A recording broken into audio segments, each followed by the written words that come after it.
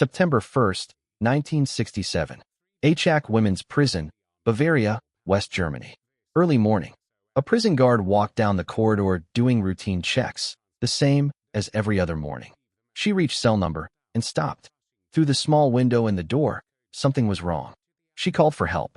When they opened the cell, they found Ilse Koch, the woman the world had called the Witch of Buchenwald for over 2 decades, hanging from her own bedsheets, tied to the window of her cell. On the floor beside her was a handwritten note.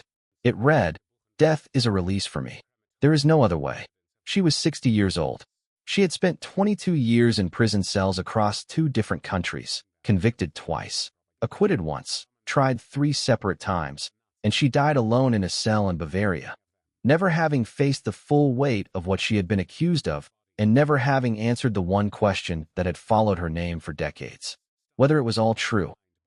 Ilse Koch was born Margaret Ilse Kohler on September 22, 1906, in Dresden, Germany, into a working-class Lutheran family. Her early life was entirely unremarkable. She finished basic schooling, worked in a bookstore, then secured a more permanent job as a secretary at a factory that produced cigarettes for the Nazi Party, one of the many fundraising operations the movement ran before coming to power. That job was, in the most literal sense, an accident of circumstance. She was not recruited. She simply worked there. But being there meant she was surrounded, day after day, by the people and the ideology of the Nazi movement at the exact moment it was rising toward power. By 1932, she had joined the Nazi Party herself. And in the party, she met a man named Carlotto Koch. According to some accounts, their introduction was arranged personally by Heinrich Himmler himself. They married in May 1937. Carlotto Koch was an SS colonel who had already established a reputation for both cruelty and corruption within the concentration camp system. In 1937, he was appointed commandant of a new camp being built near the city of Weimar, surrounded by beech forest. Koch himself reportedly suggested the name for the camp, Buchenwald, meaning beech forest. It was under his command and his wife's presence that Buchenwald became one of the most feared camps in the Nazi system, holding at its peak over 80,000 prisoners, with at least 56,000 people dying there during the war. Ilse Koch had no official position at Buchenwald. She held no rank. She was, on paper, simply the commandant's wife. But the prisoners who survived Buchenwald described her in terms that made her position very clear. She was known to ride her horse through the campgrounds, elegant, composed, deliberately provocative, and if any prisoner was caught looking at her, he was beaten immediately. She carried a riding crop. She used it. Survivors described her as someone who moved through the camp with an air of absolute ownership, as if the thousands of human beings imprisoned there existed for her personal entertainment and her personal use. It was the description of what she allegedly did with that power that made her name one of the most notorious in the entire history of the Nazi camp system.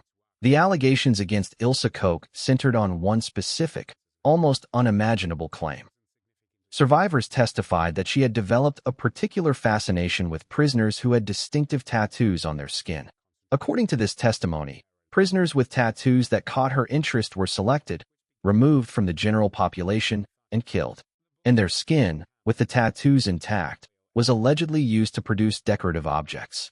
Lampshades, book covers, knife cases, gloves, objects made from human skin, displayed in the Koch household at Buchenwald. These allegations became the defining feature of every trial Ilse Koch ever faced. And here is where her story becomes genuinely complicated in a way that most summaries of it fail to capture. At her first major trial, the Buchenwald trial held at Dachau in 1947, where she stood alongside 30 other Buchenwald staff members, American prosecutors presented the lampshade and human skin allegations as central to their case. Witnesses testified under oath. The allegations were reported in newspapers around the world. Ilse Koch became, almost overnight, the international symbol of Nazi female sadism. Her name printed in headlines alongside the words lampshades and human skin, so consistently that most people who read about her assumed the charges had been proven beyond any doubt. She was sentenced to life imprisonment on August 14, 1947. Then, 14 months later, something extraordinary happened. General Lucius Clay, The American military governor of occupied Germany reviewed her case and commuted her sentence. He reduced it from life imprisonment to 4 years, stating that while Koch had clearly been a difficult and unpleasant presence at Buchenwald, the specific evidence presented for the most serious charges, the human skin allegations, had not met the standard required for the harshest sentence. The commutation caused an international uproar. U.S. Senator Joseph McCarthy, months before his more famous anti-communist crusade, held Senate hearings on the decision. A Senate subcommittee investigation concluded in December 1948 that Koch had been involved in the killing and mistreatment of hundreds of prisoners, stating plainly, "The guilt of this bestial woman in specific murders is indisputably established." And yet the American sentence stood. On October 17, 1949, Ilse Koch was released from American military custody. She was arrested again the same day by West German authorities. The German legal system was not finished with her. She was tried again, this time in a West German court, on charges of incitement to murder in 135 cases. During the proceedings, psychiatrists who examined her described her in their official report as a perverted, nymphomaniacal, hysterical, and power-hungry demon. On January 15, 1951, the West German court sentenced her to life imprisonment for the second time. This time, there was no commutation. This time she stayed.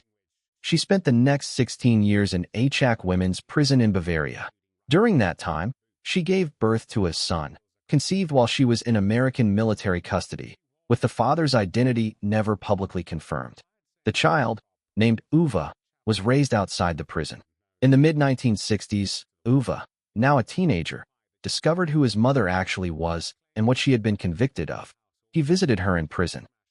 By all accounts, it was a devastating discovery for him, and the visits were painful and difficult.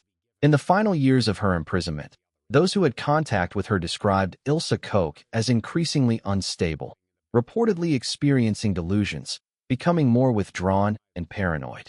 She had spent more than 2 decades in prison cells arguing that the worst accusations against her had never been proven. She had watched her husband Carlotto Koch be executed, not by the Allies, but by the Nazis themselves, for embezzlement and unauthorized killings, shot in April 1945, just weeks before Germany surrendered. She had been tried 3 times, convicted twice, briefly released, and re-imprisoned. She had given birth in custody. She had watched her son grow up without her. And the one question that had defined her entire post-war existence, did she really collect objects made from human skin, had never been definitively answered in the way most people assumed it had been.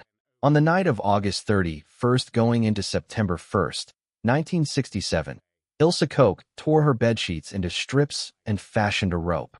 She tied it to the window of her cell in Achach prison. She left the note on the floor, "Death is a release for me. There is no other way." And sometime during the night, she hanged herself. She was found the following morning by a prison guard during routine checks. She was 60 years old. She had been in custody, in one form or another, for 22 of those 60 years. What followed her death became almost as complicated as her life. In 2023, a historian named Thomas Jardim published a book called Ilse Koch on Trial, Making the Bitch of Buchenwald, which argued that while Koch was genuinely a war criminal who had committed real cruelties at Buchenwald, she had also become, in the post-war trials and media coverage, a convenient scapegoat. A female monster onto whom an entire culture could project its need to assign blame, while many male perpetrators far more directly involved in systematic murder walked free or received lighter sentences. The lampshade allegations, the ones that made her famous, were, according to Jardim's research, almost certainly exaggerated or fabricated. The human skin objects, he argued, almost certainly did not exist in the form described. What did exist was a woman who had been genuinely cruel, who had genuinely used her position to abuse prisoners, and who had been convicted on solid evidence for that cruelty, but who had also been turned into something larger than any single person can actually be. A symbol, a monster, a name people used to represent the entirety of female participation in Nazi crimes, in a way that lets everyone else involved off more lightly. Whether that argument is right or wrong, it has never changed what is written on the memorial at Buchenwald. It has never changed what the survivors said they saw. And it never changed the note she left on the floor of her cell in Achak in the early hours of September 1st, 1967. Death is a release for me. There is no other way. If you want to hear the story of another woman convicted for crimes at the same Buchenwald camp, a woman whose story is in some ways even more disturbing than Koch's, and who has been largely forgotten by history, that story is coming next on Ordinity. Subscribe so you don't miss it.